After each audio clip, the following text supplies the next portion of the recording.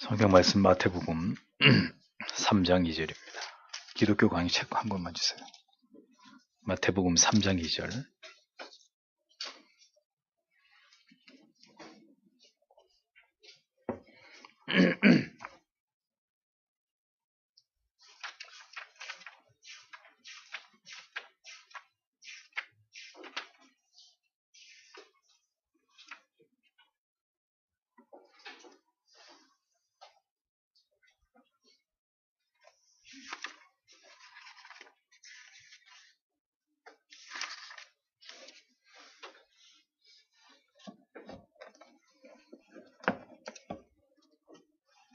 같이 읽겠습니다. 회개하라 천국이 가까웠느니라 하였으니. 3장으로 넘어갑니다. 3장 믿음으로 말미암는 중생 그리고 회개. 오늘은 회개는 믿음의 열매임, 이에 대한 몇 가지 오류에 대한 논의 1항에서 4항까지를 살펴보도록 하겠습니다. 1항, 회개는 믿음에서 비롯됨. 회개는 믿음에서 비롯됨. 자, 믿음을 갖게 되는 회심을 설명함에 있어서 죄사함과 회개를 논하지 않을 수 없습니다. 회개와 죄사함은 모두 그리스도로 말미암아 믿음으로 인해서 우리에게 주어지는 것이죠. 회개를 올바로 이해할 때 이신칭의가 더 분명하게 드러나고 성도의 거룩한 삶이 그리스도의 의의 정가와 결코 분리될 수 없음이 더 분명해집니다. 회개와 믿음과는 불가분의 관계라는 거죠. 죄사함과 용서가 복음이 전파됨으로 말미암아 죄인에게 베풀어지게 되어서 죄인이 사탄의 권세와 죄의 몽해와 악의 굴레로부터 벗어나게 되어서 하나님의 나라를 소유하게 되는 것이므로 과거의 삶의 잘못을 고치고 올바른 길로 돌이켜서 회개를 실행하며 모든 노력을 기울이지 않는다면 그 사람은 복음의 은혜를 받은 사람이라고 볼 수 없다. 이렇게 칼빈이 설명을 합니다.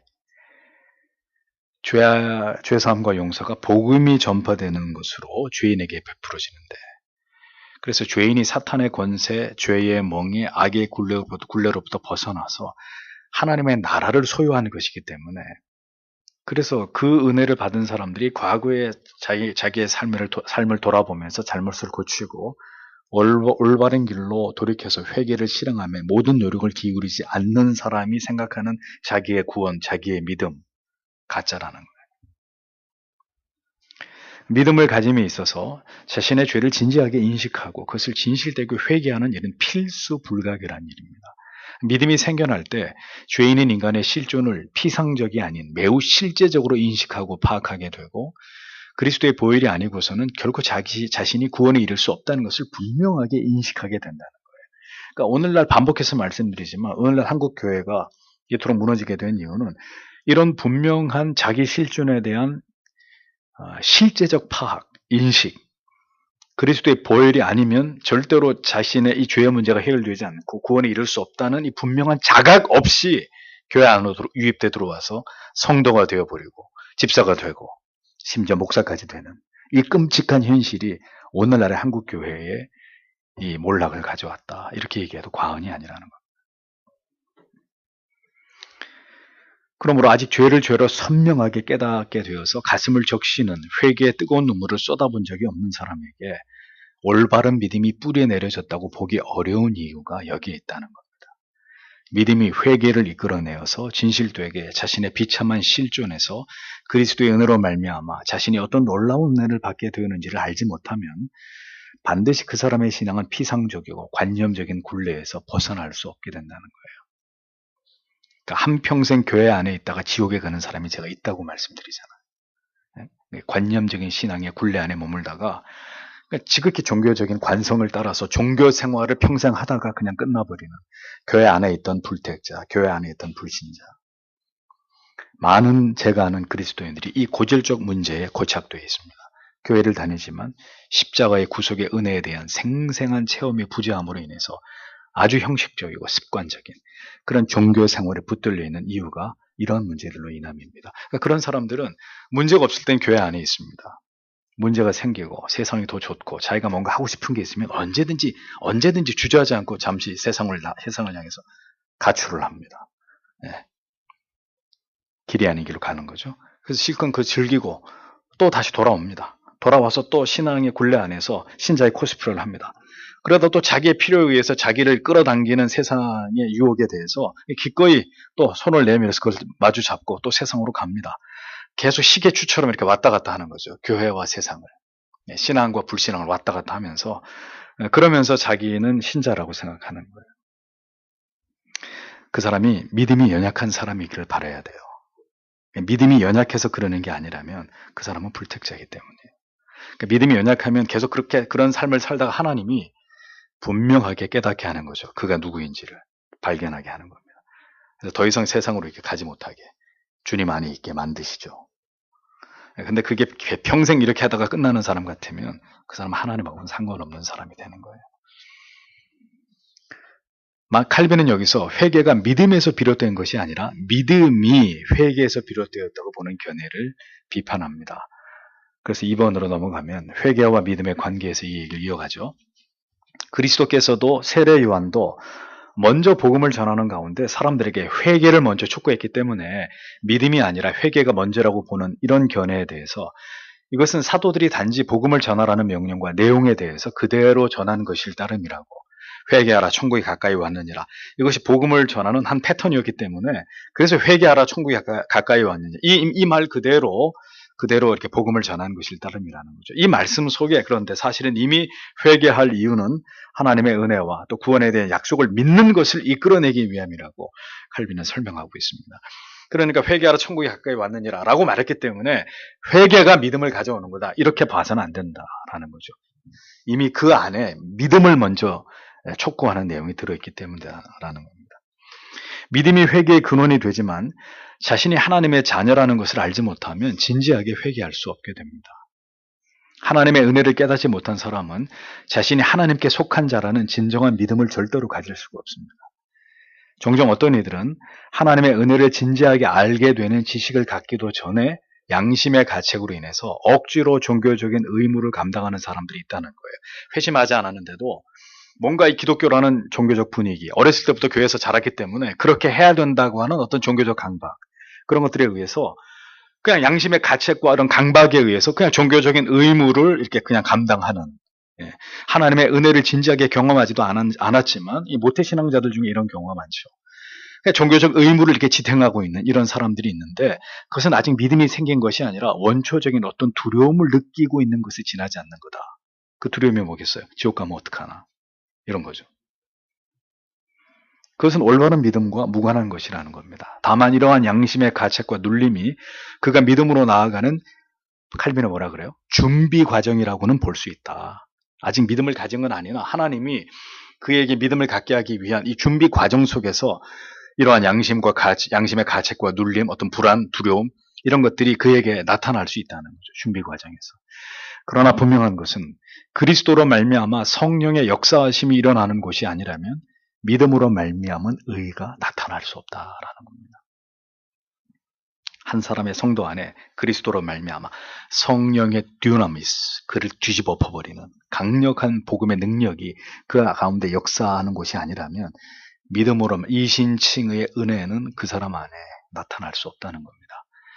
그래서 여러분 제일 무서운 게 종교적 관성이라는 거, 내가 예수를 믿고 있다고 생각하는 착각이라는 거죠. 한때 나도 뜨거웠던 때가 있었지, 이렇게 생각하면서 지금 예수 밖에서, 은혜 밖에서 살아가고 있는 자기 자신을 부단히 합리화하려고 하는 이런 것들이 위험한 거라는 겁니다. 믿음은 단순한 양심이 느끼는 어떤 두려움의 문제 그 이상입니다.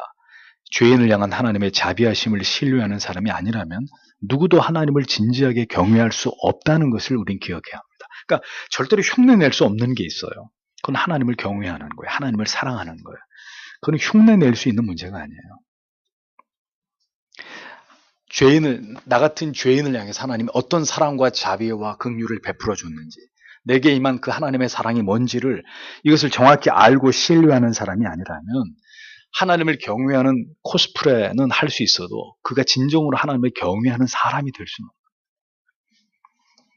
그래서 회개는 결코 카톨릭의 고해성사와 같이 일시적이고 자기 만족을 위한 것이 될 수 없다고 칼빈이 얘기하죠. 참회는 그리스도인들의 평생의 삶에 지속돼야 될 과제이지, 고난주간, 사순절, 특별 새벽기도 이런 시간만 한시적으로 금식을 하고 마치 그리스도께서 당하신 고난을 스스로의 고행을 통해서 자기도 참여하고자 하는 이런 어설픈 감정의 도취가 아니란 말이죠. 평상시에는 아무렇지도 않게 그리스도의 십자가의 고난과 아무 상관없이 살다가 고난 주고 나면 괜히 한 끼 금식하고 또 사순절, 그래서 이런 절기들을 지켜가면서 자기 스스로 뭔가 고행을 통해서 뭔가 미안한 마음을, 예수님에 대한 미안한 마음을 그런 것으로 상쇄하려고 하는 이런 것들이 신앙이 아니란 말이에요. 언제나 회개의 시급성과 중요성에 대해서 경종을 울리는 하나님의 말씀 앞에서 성도는 언제나 매일 자기를 돌아보는, 그래서 회개의 자리로 나아가는, 이것이 평생의 과정이지 어느 순간에만 안 하던 회개를, 안 나는 눈물을 쥐어짜내가지고 그런 식의 신앙은, 그런 식의 회개는 회개가 아니라는 거죠. 그러므로 경건한 그리스도인들은 평상시에는 전혀 회개와 상관없는 삶을 살다가 특별한 기간에만 회개, 금식, 절제 이런 것으로 하나님 사랑을 흉내내는 그런 종교적 가식과 위선을 거부해야 되는 것입니다. 우리가 특정한 절기를 폐지하고 일체 그것을 위해서 한시적인 고행이나 특별한 어떤 우리의 의지적 노력을 수반하는 어떤 종교적 행위를 거부하는 것은 그런 일시적인 노력으로 우리가 경건해지고 하나님을 기쁘시게 할 수 있는 것이 아니기 때문이라는 거죠. 마음을 원하는 것입니다. 나의 마음을 주께 드립니다. 기꺼이 그리고 진심으로. 그것은 어떤 특정한 날만이 아니라 매일매일 우리의 삶 가운데서 하나님을 향해 드려져야 될, 우리의 진심이 되어야 되는 거죠. 그래서 성찬식을 앞두고 우리가 우리 자신을 돌아보는 것은 평상시에도 언제나 그랬듯이 경건을 훈련해 오는 연장선에서 우리가 무엇인가 더 하나님의 은혜 앞으로 나아가며 부족함이 없는지를 살피는 차원이지, 평상시에 전혀 하나님과 무관한 삶을 살아가던 부끄러운 마음을 이것으로 이렇게 상쇄하려고 하는, 퉁치려고 하는, 이렇게 하나님과 자기를 기만하는 것이 되어서는 안 된다는 겁니다. 그런 식의 신앙으로는 결코 하나님께서 우리에게 부어주시는 충만한 은혜를 경험하는 일은 요원한 일이 될 수밖에 없는 것입니다. 세 번째, 죽이는 일과 살리는 일. 칼빈은 여기서 mortification과 vivification을 설명을 합니다. 죽이는 일, 살리는 일. 그래서 죽이는 일은 뭐냐? mortification. 죽이는 일은 죄를 깨닫고 하나님의 지엄한 심판을 알게 되므로 품게 되는 영혼의 슬픔과 두려움을 의미합니다. 그러니까 죽이는 일은 죄에 대한 올바른 지식을 가지면 죄를 진심으로 미워하고 혐오하게 된다는 거죠. 그래서 여러분들에게 또 말씀드립니다. 언제나 그 회심 가운데로 나아갈 때 우리에게 일어나는 일이, 그 회심의 정서가 동반하는 그 거룩한 정서들이 뭐냐? 죄에 대한 투명한 지식을 통해서 죄를 진심으로 미워하고 혐오하게 된다는 거예요. 그러니까 우리가 회심하기 전에는 죄와 내가 이렇게 하나가 돼가지고 나와 죄가 구별이 되지 않아요. 근데 회심을 거듭남을 통해서 중생을 경험하게 되면은, 중생을 통해 회심을 경험하게 되면은 뱀이 마치 이렇게 허물을 벗듯이 이렇게 나와 죄가 한 통 속에 되어 있던 이 가운데서 죄가 이렇게 벗겨져 나가면서 이 정체를 드러내는 거예요. 그래서 뱀 허물을 바위 틈에다 벗어놓은 걸 보면 혐오스럽잖아요. 이게 뱀이 허물을 벗어났구나 이렇게 느끼듯이 죄하고 나하고 같이 이렇게 떡이 되어 있다가 이 거듭남을 통해서 이 죄의 정체가 선명하게 이렇게 드러나면서 내가 내 죄를 이렇게 바라보게 되는 거예요. 그럴 때 생기는 마음이 뭐냐? 죄에 대한 혐오라는. 내가 이런 더러운 죄를 지으면서 하나님 앞에 쓰레기 같은 삶을 살았고. 그러니까 저는 이게 나하고 죄가 하나가 돼 있었기 때문에 내가 그 죄를 전혀 인식하지 못했던 거죠. 근데 그렇게 죄가 우리 안에 들어와서 자기 정체를 속이고 우리와 믹서가 돼서 같이 이렇게 있다가 하나님의 은혜의 빛이 쫙 비춰들면서 우리의 실존을 보게 할 때는 죄가 이렇게 분리돼서 이 죄가 드러나니까 이 죄에 대한 비참함, 혐오, 미워하는 마음, 불쾌하게 여기고 이 죄 아래 있었던 나를 비참하고 버림받는 그런 존재로 고백하게 된다는 거예요. 그러니까 하나님의 심판에 대한 올바른 인식을 하게 되면 큰 충격을 받게 되고 완전히 자신이 무너지고 깨어지고 낮아지게 되고 두려움을 갖게 되는 것과 마찬가지입니다. 그러니까 자신에 대한 총체적인 실망과 절망의 상태에 빠지게 되는데 이것이 바로 칼빈이 뭐라고요? 회개의 시작인 통회다. 통회하고 자복한다고 말할 때 그 통회란 말이에요. 선명하게 죄가 드러나, 벗어놓은 허물처럼 내 죄가 드러나서 그것을 바라보면서 충격을 받고 이 죄에 대한 하나님의 진노와 심판과 영원한 저주를 생각하면서 두려워 떨게 되는. 이게 통해란 말이죠, 통해.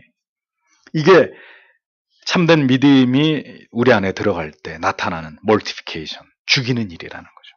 그 다음에 vivification, 살리는 일은 믿음에서 생겨나는 위안과 위로를 의미합니다. 먼저는 그러니까 위안과 위로가 먼저예요? 죽는 게 먼저예요? 죄에 대한 혐오, 비참함을 깨닫는 게 먼저예요? 먼저는 mortification, 먼저 죽어야 돼. 죽어야 사는 거예요. 살아야 죽는 게 아니라 죽어야. 옛사람의 내가 죽어야. 그렇게 철저하게 내가 쓰레기라는, 내가 죄 아래서 아무런 소망이 없는 존재라는 것을 철저하게 자인하는 mortification이 일어나고, 그 다음에 vivification, 살리는 일. 믿음에서 생겨나는 참된 위안과 위로를 의미하는 겁니다. 사람의 죄를 의식해서 슬픔을 갖고 하나님을 두려워해서 무너진 상태에서 다시 하나님의 거기서 이제 나를 더 이상 바라보지 않아요. 나는 아무 소망이 없기 때문에 이제 나에 대한 모든 것들은 부정할 수밖에 없어요. 그러면 뭘 바라보게 돼요? 유일한 소망이신 하나님을, 그리스도를 바라보게 되는 거예요. 하나님의 그 선하심, 나 같은 죄인을 용서하신 아들을 십자가 위에서 내어주시고 나를 구속하신 그 하나님의 선하시고 인자하시고 자비하심을 바라보면서 다시 하나님을 향해서 그 마음이 어떻게 돼요? 일어서요. 용기를 내게 돼요. 그리고 이제는 주를 위해 살겠다고 하는 그런 마음으로 충천하게 됩니다. 이게 누가 하는 일이에요? 성령이 우리 안에서 하시는 일이에요. 죽이고 난 다음에 살리는 일이에요. 그래서 이 두 가지 단어는 진정한 믿음을 얻기 위한 회개의 참된 의미를 충분하게 설명해 줄 수 있는 두 단어가 되는 거죠. 그래서 여러분, 하나님께서 예레미야를 선지자로 부르시면서 그에게 주신 선지자의 사명을 예레미야 1장 10절에서 이렇게 얘기합니다. 보라, 내가 오늘날 너를 열방 만국 위에 세우고 너를 뽑으며 파괴하고 파멸하며 넘어뜨리며 건설하며 심게 하였느니라, 이렇게 말씀합니다. 그래서 여기서 하나님께서 예레미야에게 네 가지 부정적인 사역과 두 가지 긍정적인 사역을 말씀하셨습니다. 앞에 뽑고 파괴하고 파멸하고 넘어뜨리는 거, 이건 뭡니까? mortification인 거예요. 이스라엘 백성들의 죄를 철저하게 공격해서 그들의 완악하고 강팍한 영혼을 철저하게 죽이는 행위를 말하는 거예요. 자, 수십 년 동안 달동네에 살던 사람들이 정부에서 발표를 합니다. 여기 재개발하면 어떤 일이 벌어집니까? 요즘은 그런 일이 별로 없어요. 20, 30년 전만 해도 어떤 일이 벌어졌죠? 재개발에 발표되면. 자, 이 판자촌에 사는 철거민들과 그 다음에 이들을 몰아내려고 하는 이 재개발, 하청을 맡은 사람들, 깡패들 하고 어떻게 한판 이제 싸움이 벌어지는 거죠. 나가라, 못 나간다. 나가라, 못 나간다. 긴 옥신각신 이 갈등이 일어나고 이제 결국은 어떤 합의가 이루어지면, 자, 이제 모든 합의가 끝났어요. 그럼 그 다음에 어떻게 돼요? 불도저 수십 대가 와가지고 몇 날 며칠 동안 그 판자촌을 깨끗이 다 밀어버리는 거죠. 깨끗이 다 밀어버리고 그 다음에 땅을 깊게 파면서 어떻게 해요? 아파트가 쭉쭉 올라가는 이런 일이 벌어지는 거죠. 아파트가 어떻게 올라가요? 판자촌을 다 허물어야, 기존에 거기 그 자리를 차지하고 있던 판자촌들이 다 헐려나가야 거기에 새롭게 맨션이 올라가는 거잖아요. 그 원리를 얘기하는 겁니다. 뽑고 파괴하고 파멸하고 넘어뜨리고. 근데 이게 왜 네 가지나 되느냐? 이게 철저하게 이루어져야 된다는 거죠. 이게 한 영혼 가운데 새로운 질서가, 새로운 생명이 부여돼서 그리스도 안에서 새로운 삶을 살아가기 위해선 뽑고 파괴하고 파멸하며 넘어뜨리는, 뭘 통해서? 복음을 통해서. 이 네 가지 일이 영혼 가운데 올바로 수행될 때 그 다음 살리시는, 이제 그렇게 낮아진 그들을 이제 다시 하나님이 새롭게 만들어서 하나님의 자녀로, 이제 누구에게도, 어느 누구도 너를 정죄하지 않는다. 이제는 율법으로부터 자유케 됐다. 이 생명의 선언을 통해서 다시 살려내는 그 일이 하나님에 의해서 일어나는 것입니다. 그게 건설하고 심는 것이죠.